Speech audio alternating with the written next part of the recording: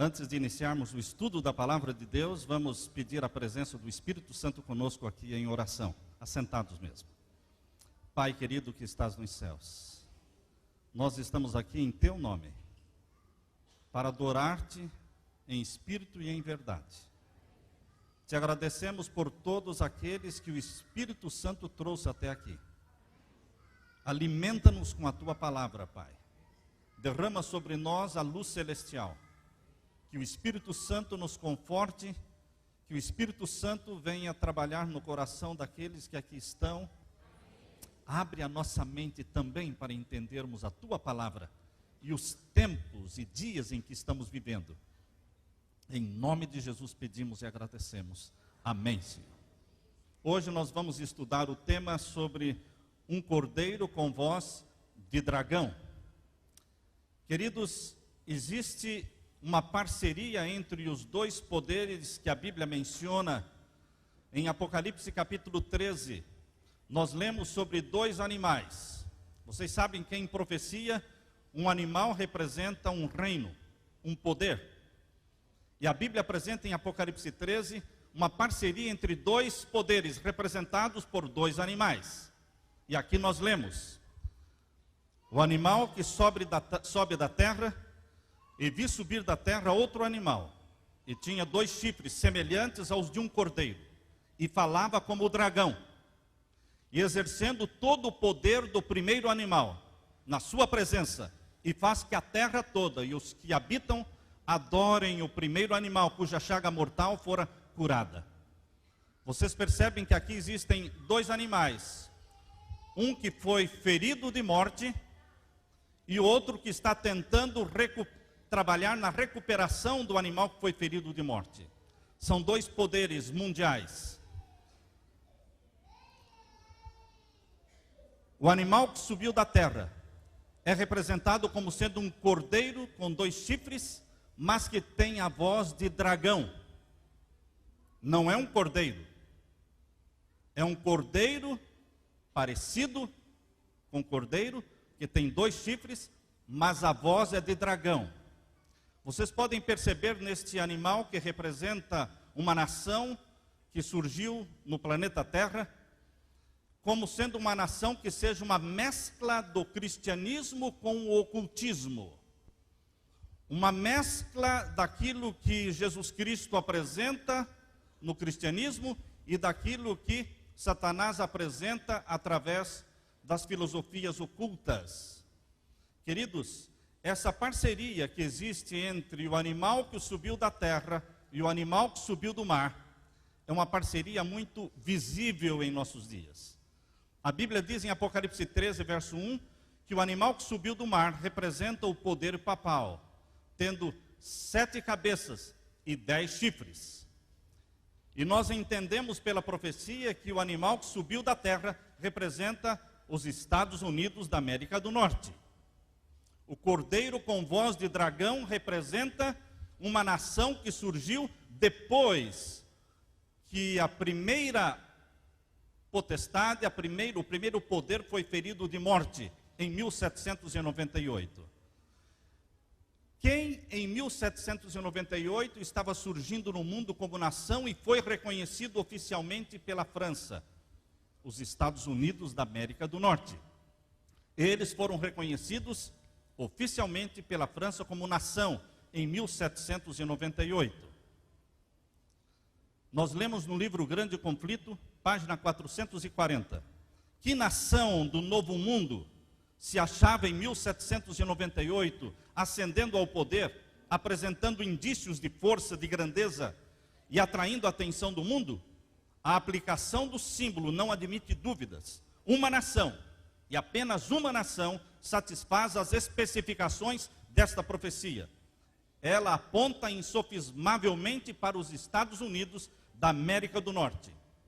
Essa é a nação que foi reconhecida oficialmente em 1798, que foi o mesmo ano em que o poder papal recebeu a ferida de morte, quando Napoleão Bonaparte enviou seu general Berthier atacar Roma, cercou Roma e prendeu o Papa Pio VI. Isto foi em 1798.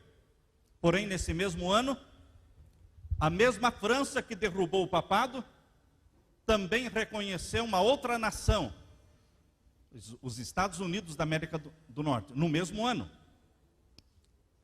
Dois grupos estavam presentes na colonização da América do Norte. Assim como no ventre de Rebeca existiam dois bebês, Jacó e Esaú. E essas duas crianças representavam duas filosofias, uma santa e uma profana. Assim como existia uma luta no ventre de Rebeca entre Jacó e Esaú, assim também, desde o nascimento da nação americana, existe dentro dela uma tensão entre o santo e o profano. Dois grupos trabalharam para formar e colonizar a nação americana.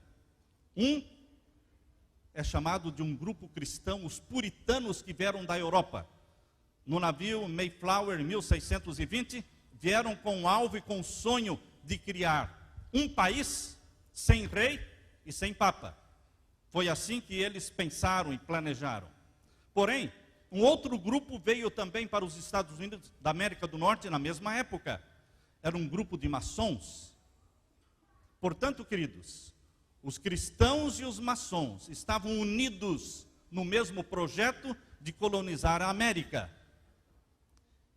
E hoje nós podemos ver na profecia, quando Deus disse que esta nação americana é representada por um cordeiro, mas que tem voz de dragão, você vê perfeitamente a mescla do cristianismo com o satanismo, do cristianismo com o ocultismo, do santo com o profano. Esta nação que se diz cristã, há poucas semanas queimou um monte de Bíblias no Afeganistão. Como pode um governo, como o governo dos Estados Unidos, autorizar a queima de muitas Bíblias no Afeganistão, quando ali existem soldados americanos cristãos e que estavam, queridos, muito chocados, muito chateados pela decisão do governo? Vocês podem perceber que existe uma mescla no governo americano de cordeiro e dragão. Na realidade, não existe a religião cristã no governo americano. O governo americano tem uma religião. Embora a Constituição americana diga que há uma separação entre igreja e Estado, o próprio governo americano tem uma religião, mas não é a religião cristã. É a religião da maçonaria. Queridos, a cidade do Vaticano e a cidade de Washington, segundo a Bíblia, se aproximariam. Existia um abismo entre essas duas nações, entre essas duas potências, um abismo quase que intransponível. Mas a profecia bíblica diz que eles se aproximariam e trabalhariam juntos no tempo do fim, um edificando o outro, um promovendo o outro. Quando você vê a cidade de Washington, a planta da cidade de Washington, você descobre que todas as avenidas da cidade de Washington, elas foram construídas na forma de compasso e na forma de esquadro. Quando você estiver visitando a cidade de Washington, você lembre que as avenidas da cidade são em forma de compasso e esquadro. Este é o símbolo da maçonaria, o compasso e o esquadro. Portanto, queridos, a cidade de Washington, a capital dos Estados Unidos, é um grande monumento ao Deus da maçonaria. Camufladamente, Satanás está sendo adorado através desta capital que representa a nação número 1 do mundo. Quando você presta atenção na planta da cidade de Washington, você descobre que existe uma estrela de 5 pontas, exatamente em cima da Casa Branca. Em cima da Casa Branca existe a estrela de 5 pontas, chamado de pentagrama, representando a cabeça do bode de Mendes. E a boca do bode está exatamente em cima da Casa Branca. Vocês podem observar, aí nós temos a planta da cidade, a estrela de 5 pontas, exatamente a ponta mais baixa está em cima da Casa Branca. Nós sabemos que quem fala pela nação é a Casa Branca, é o presidente. Por isso a Bíblia diz que a voz deste animal é voz de dragão. Porque quem construiu a cidade de Washington foram os maçons. Quem construiu a Casa Branca foi um maçom, o arquiteto. E os presidentes dos Estados Unidos, eles tomam posse e fazem um juramento em cima da Bíblia. E quando eles fazem um juramento em cima da Bíblia, diante do mundo, parece que é um país cristão e é um presidente cristão. Mas, queridos, a Bíblia sobre a qual o presidente faz o juramento no dia da posse é uma Bíblia maçônica. É a mesma Bíblia sobre a qual o primeiro presidente americano, George Washington, fez o seu juramento há muitos anos atrás. Esta Bíblia maçônica, ela é guardada na loja maçônica de Nova York e é trazida então sempre que há uma posse de presidente nos Estados, lá na cidade de Washington, a Bíblia é trazida e ele faz o juramento. O que significa o presidente dos Estados Unidos fazendo o juramento em cima de uma Bíblia maçônica? Que ele está compromissado, ele está comprometido com as filosofias e com os projetos da maçonaria e do Illuminati. Meus queridos, a cabeça do bode, que está exatamente em cima da Casa Branca, é o Deus da maçonaria e é o Deus do governo americano. Qual é o nome dele? Antigamente ele era chamado de Baphomet. Baphomet é um Deus que tem cabeça de bode, chifres, tem seio de mulher e tem órgãos genitais de homem. Esse Deus representa a mistura do sexo masculino e feminino. Queridos, o Deus Baphomet é um Deus que aprova o homossexualismo, o lesbianismo. Não é de admirar como o governo americano apoie, aprove e incentive o homossexualismo. Não é de admirar como a Suprema Corte dos Estados Unidos apoia o aborto, a matança dos babies, das crianças, e apoie também os casamentos gays, que estão ocorrendo em muitos estados americanos. Por quê? O Deus do governo americano é o Deus Baphomet. Mas existe um outro nome conhecido, usado para este Deus que está na Bíblia. Ele está em Apocalipse capítulo 9 e o verso 11, pelo nome de Abaddon. Abaddon é o nome do Deus da maçonaria retirado da própria Bíblia. Apocalipse capítulo 9, verso 11 diz que Abaddon é o nome do anjo do abismo. Um dia eu estava pregando esta mensagem numa cidade e na saída um amigo chegou até mim e disse: pastor, eu sou maçom e eu sabia que o nome do Deus da maçonaria era Abaddon, mas eu não sabia que Abaddon é o anjo do abismo, é Satanás. Isso eu não sabia. Fiquei sabendo hoje.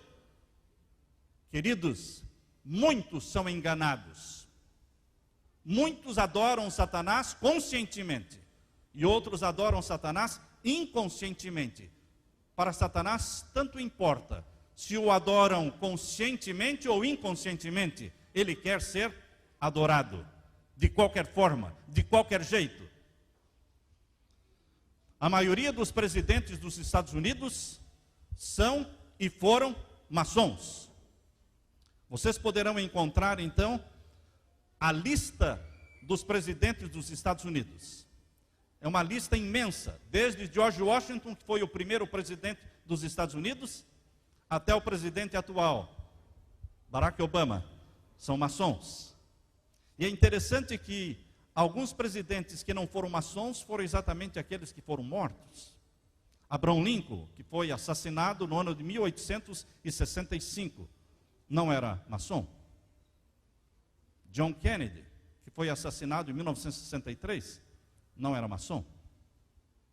Ronald Reagan, que recebeu um tiro, não era maçom, mas se tornou maçom logo em seguida na sua segunda gestão. Queridos, o governo americano tem um compromisso com os projetos da maçonaria e do Illuminati. Isto quer dizer que os presidentes americanos, eles não agem por si mesmos. Eles foram financiados pelo Illuminati e eles estão comprometidos com a nova ordem mundial, que é um projeto do Illuminati. Os grandes ídolos maçônicos que existem na cidade de Washington. Vocês já ouviram falar de todos estes grandes ídolos maçônicos? Só que quando você visita os ídolos maçônicos de Washington, você não percebe que são ídolos maçônicos. Você os visita como monumentos. Monumentos em homenagem aos grandes homens da nação. Nós temos, por exemplo, o obelisco. O obelisco de Washington, que é o maior monumento fálico do mundo. Esse obelisco de Washington representa o deus Osíris do Egito, o deus Sol. A cidade de Roma tem 13 obeliscos. Existe um obelisco em frente à catedral, a Basílica de São Pedro, no Vaticano. Em frente da catedral da Basílica de São Pedro, no Vaticano, existe um obelisco, mas existem 13 na cidade. De frente para o Capitólio americano, existe também um obelisco. Este é o símbolo do Deus da maçonaria. O Deus da maçonaria é adorado através de símbolos. Repetimos, é o maior monumento fálico do mundo. Por que monumento fálico? Monumento ao falo. Falo, se você for no dicionário, você pode descobrir que falo é o órgão genital masculino. Esse é um monumento em adoração ao órgão genital de Osíris, deus sol egípcio, o deus da maçonaria. Outros monumentos maçônicos na cidade de Washington, o Pentágono. O Pentágono não é nada mais, nada menos do que um enorme talismã de guerra. É um pentagrama. Outro monumento, a Estátua da Liberdade. Todas as pessoas que visitam a cidade de Nova York fazem questão de visitar a Estátua da Liberdade. Mas, queridos, a Estátua da Liberdade é o maior trote na história da humanidade. Por que trote? Porque não é a Estátua da Liberdade, é a estátua da deusa da razão. A deusa da razão foi o Deus escolhido em lugar do Deus da Bíblia. Lembram-se vocês que na Revolução Francesa, 1789, quando queimaram as Bíblias na Revolução Francesa, quando fecharam as igrejas, eles aboliram a religião na França e elegeram no lugar de Deus uma mulher prostituta, carregando-a como numa procissão pelas ruas da França e entronizando-a na Catedral de Notre-Dame como sendo a deusa da razão. A deusa da razão representa o Deus do iluminismo, o Deus do Illuminati. E, queridos, a Estátua da Liberdade é a deusa da razão. Foi um presente dado pela loja maçônica da França aos Estados Unidos, esculpida por um maçom. Outros monumentos existem. É interessante, queridos, que Satanás quer ser adorado de uma forma camuflada. Eles fizeram questão de colocar o grande selo da maçonaria na nota de dólar. Quando as pessoas estão manuseando a nota de dólar, consciente ou inconscientemente, elas estão visualizando uma pirâmide chamada pirâmide inacabada, tendo em cima, no topo da pirâmide, o olho chamado olho de Lúcifer, ou olho de Horus. essa pirâmide inacabada, ela precisa ser acabada, ela precisa ser completada, mas ela só será completada quando a nova ordem mundial for estabelecida. A velha ordem mundial que hoje existe precisa ser minada, destruída, enfraquecida, para se estabelecer a nova ordem mundial. Quando a nova ordem mundial for estabelecida, queridos, completou-se então a pirâmide inacabada. Este é o sonho americano contido na nota de dólar. Este é o sonho do Illuminati. Este é o sonho jesuíta. Este é o sonho do Vaticano. O sonho do Vaticano se tornou o sonho americano. E o grande selo dos Estados Unidos, que é esta pirâmide inacabada com o olho de Lúcifer, também é o selo da maçonaria. Como, queridos, poderíamos perguntar? Como uma nação adotou como o grande selo da nação o selo da maçonaria? Resposta: porque a maçonaria é uma religião que tem um Deus, o Abaddon, de Apocalipse 9:11, chamado na Bíblia de o anjo do abismo, o dragão, Satanás, o diabo, que engana todo mundo. Sabem, queridos, a nota de dólar recebeu esse grande selo no ano de 1935, no governo de Franklin Roosevelt. Franklin Roosevelt, em 1935, introduziu este grande selo na nota de dólar. Porém, desde 1782, o Congresso americano votou oficialmente que este seria o selo dos Estados Unidos. 1782. Faz muito tempo. Porém, este selo só foi introduzido na nota de dólar no ano de 1935. No pé da pirâmide, queridos, vocês vão encontrar uma frase: Novus Ordo Seclorum. Está em latim, que quer dizer nova ordem mundial. O presidente Bush pai foi o primeiro presidente que começou a falar abertamente sobre a nova ordem mundial. E depois os outros presidentes começaram a falar. E depois também, queridos, o próprio Papa Bento XVI começou a falar na nova ordem mundial. Hoje a expressão nova ordem mundial é uma expressão comum que você vê nas revistas e também nos jornais.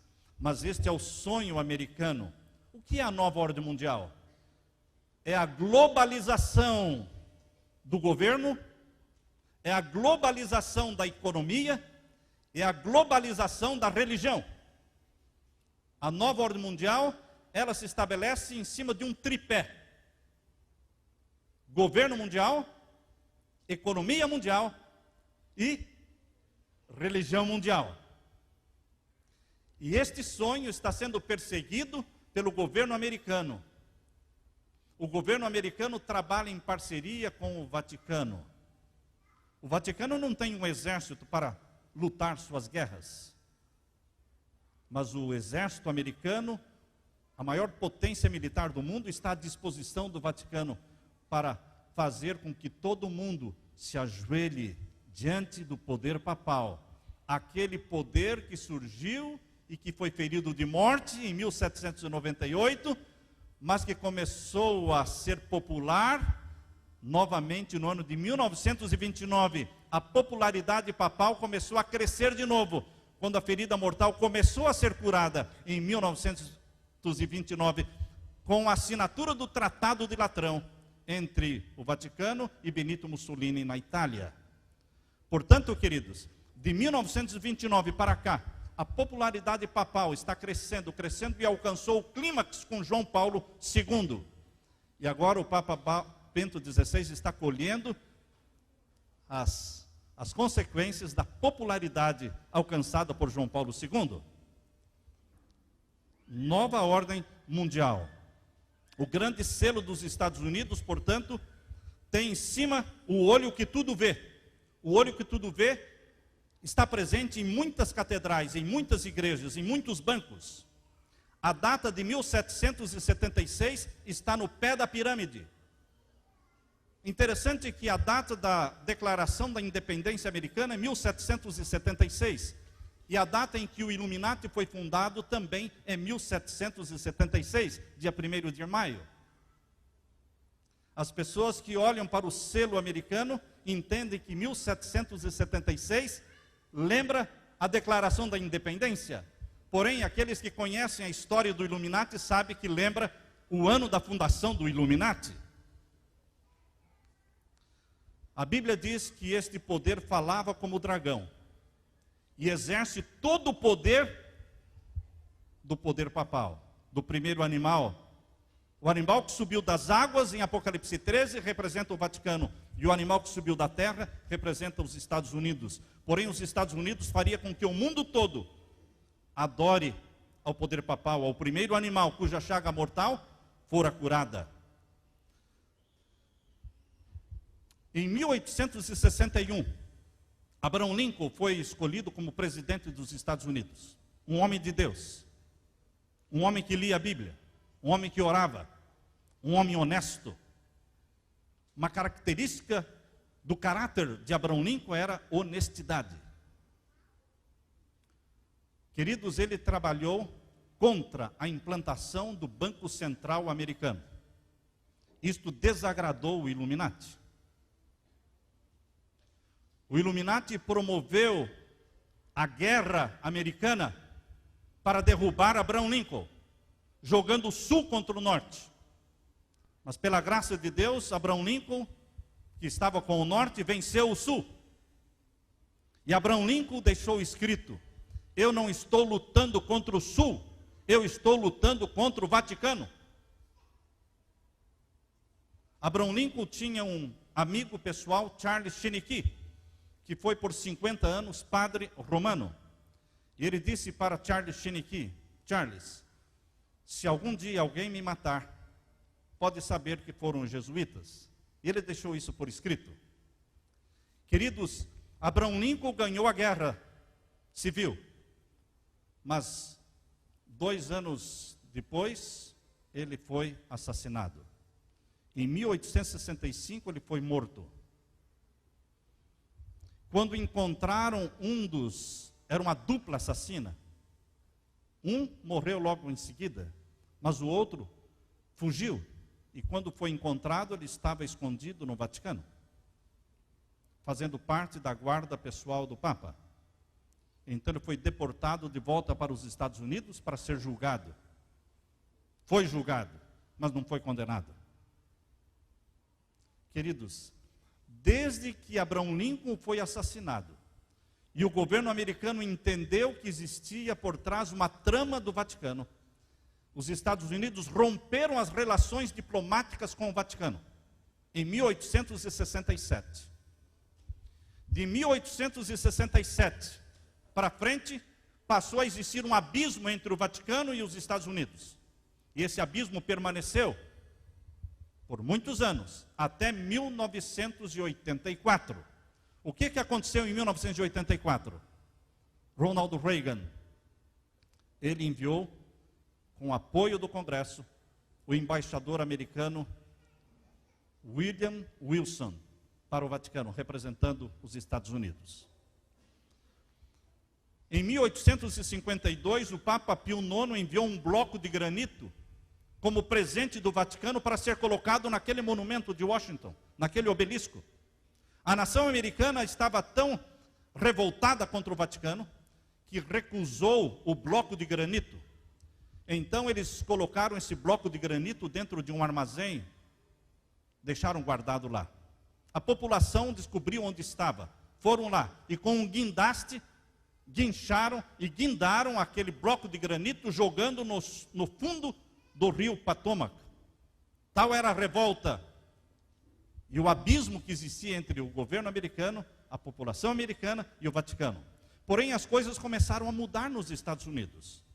Em 1951, o presidente Harry Truman pediu ao Senado americano para aprovar a indicação de um embaixador americano no Vaticano, e foi rejeitada a sua proposta. Em 1960, o povo americano elegeu o primeiro presidente católico, John Kennedy. Viu como mudou a América foi mudando.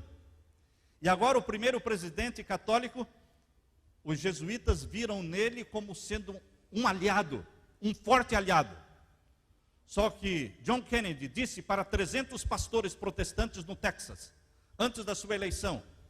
Ele no Texas, na campanha eleitoral, os 300 pastores disseram: mas você é católico, nós somos protestantes, como é que nós poderemos apoiá-lo? Ele disse: eu sou mais americano do que católico. E se um dia eu tiver que fazer uma decisão em que a minha religião terá influência sobre a minha decisão como presidente, eu renunciarei à presidência. E ele recebeu o apoio dos 300 pastores, e ele foi eleito presidente dos Estados Unidos, em 1960. Queridos, em 1963, John Kennedy resolveu romper as relações do governo americano com o Banco Central americano. O Banco Central americano, conhecido como Federal Reserve Bank, tinha autorização de imprimir o dinheiro americano, o dólar.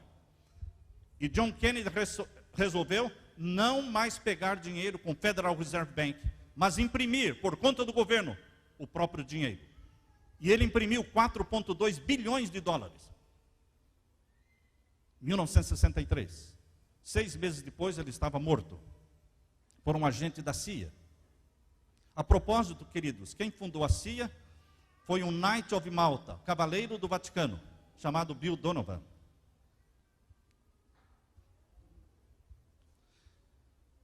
Em 1980, o Papa João Paulo II visitou os Estados Unidos. Ronald Reagan saiu da Casa Branca e foi ao aeroporto em Miami para receber o Papa.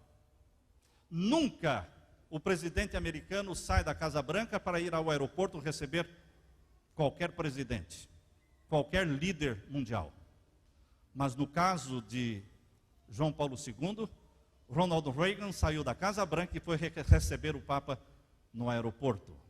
Isso aconteceu também com George Bush, que foi receber o Papa Bento XVI em 2008, no mês de abril, foi receber o Papa Bento XVI no aeroporto. Fica fácil do mundo ver quem é a maior autoridade do mundo reconhecida pelo governo americano. Isso está claro. A quem o governo americano presta homenagem? Não existe mais o abismo entre esses dois poderes, o poder que subiu do mar e o poder que subiu da terra. Essas duas nações, separadas antigamente, estão unidas como nunca. Quando o Ronald Reagan recebeu o apoio do Congresso americano para enviar o embaixador William Wilson como embaixador para o Vaticano, a votação foram 81 votos contra 13. Como mudou a cabeça do Congresso americano? Vocês sabem, queridos, que a Suprema Corte dos Estados Unidos tem 9 jurados. Há 30 anos atrás, dos 9 juízes, um era católico. Hoje, dos 9 juízes, 6 são católicos. Uma grande mudança ocorreu na América. Isso que vocês estão vendo, presidente americano assistindo a um funeral papal. Isso nunca aconteceu antes. Vocês veem que na morte de João Paulo II, foram para o funeral, a cerimônia funeral, o presidente George Bush pai, George Bush filho e Bill Clinton. Jimmy Carter queria ir, mas não deram uma vaga para ele no avião. Senão seriam 4 presidentes americanos. E não somente eles foram ao funeral, mas como também eles se ajoelharam diante do corpo de João Paulo II, reconhecendo-o como líder mundial. O próprio grande pastor, famoso mundialmente, Billy Graham, disse que o Papa é a voz moral do mundo. Os Estados Unidos e a religião protestante e o protestantismo americano está intimamente ligado e comprometido com o Vaticano. Isso nunca aconteceu antes. Nunca aconteceu antes de um presidente americano se curvar diante de um papa. Há pessoas que dizem que não há sinais da breve volta de Jesus. Mas eu quero dizer a você, meu querido, que eu estou ouvindo passos de um Deus que está voltando. Eu estou ouvindo passos de um Jesus Cristo, Rei da Glória, que está voltando. Só Ele é Deus. Só Ele é digno de toda adoração. Deus está à procura de um povo que ouse ficar em pé diante de Deus e não se ajoelhe diante das autoridades humanas e diante daquele que se proclama Deus na terra. Isso que está acontecendo não aconteceu nunca antes. A Constituição americana faz separação entre igreja e Estado. Porém, no mês de abril de 2008, o presidente George Bush convidou o Papa Bento XVI para vir aos Estados Unidos para celebrar na Casa Branca os seus 81 anos de idade. E o presidente Bush fez uma festa com 9.000 convidados, a maior festa já realizada na Casa Branca. Para que tudo isso? Para mostrar ao mundo a amizade e o compromisso que existe hoje entre o governo americano, que adora Abaddon, adora o Deus representado pelo obelisco, e o poder papal, que também adora o Deus representado pelo obelisco. O obelisco representando o Deus egípcio, Deus Sol, chamado Osíris, está na frente da Basílica de São Pedro. O obelisco representando o Deus Osíris, Deus Sol egípcio, está na frente do Capitólio. Queridos, esses dois poderes mencionados em Apocalipse 13 estão unidos como nunca. E são passos de um Deus que está voltando. A palavra de Deus diz em Apocalipse 13, verso 8: e adoraram-na todos os que habitam sobre a terra. Quem não vai adorar ao poder papal, sustentado e apoiado militarmente pela maior potência do mundo, os Estados Unidos? Quem ousará ficar em pé e não se curvar diante do poder papal, quando essas duas potências, a maior potência religiosa do mundo e a maior potência religiosa militar do mundo, essas duas potências estão unidas, forçando presidentes, rainhas e reis a se curvarem e a reconhecerem o líder mundial? Quem ousará ficar em pé? A Bíblia diz: e adoraram-na todos os que habitam sobre a terra, aqueles cujos nomes não estão escritos no livro da vida do Cordeiro. Os que não têm o nome no livro da vida do Cordeiro se ajoelham e adoram. Mas existe um povo cujos nomes estão no livro da vida do Cordeiro. Aqueles que amam a Deus, guardam seus mandamentos e têm a fé de Jesus. Estes dirão: só a Deus nós adoramos, só Ele é digno de receber toda a adoração, porque Ele é o Santo de Israel, Ele é o Criador dos céus e da terra. Deus está procurando homens e mulheres de fibra, de coragem, de fé, para anunciarem ao mundo que só Deus pode ser adorado. E Jesus Cristo virá muito em breve, porque já estamos ouvindo os passos de um Deus que está voltando. Eu acredito nesse Deus, Pai, Filho e Espírito Santo. Eu acredito em Jesus Cristo que criou céus e terra. Eu acredito neste Jesus Cristo que se tornou o Cordeiro de Deus que tira o nosso pecado. Eu acredito nesse tempo em que as pessoas creem no ocultismo, na astrologia, nesse tempo em que o mundo está caminhando para o estabelecimento da nova ordem mundial. Deus tem um povo que acredita na sua palavra, a palavra infalível, a Bíblia Sagrada, e é obediente aos mandamentos do nosso Deus, nosso Pai. Eu acredito em Jesus.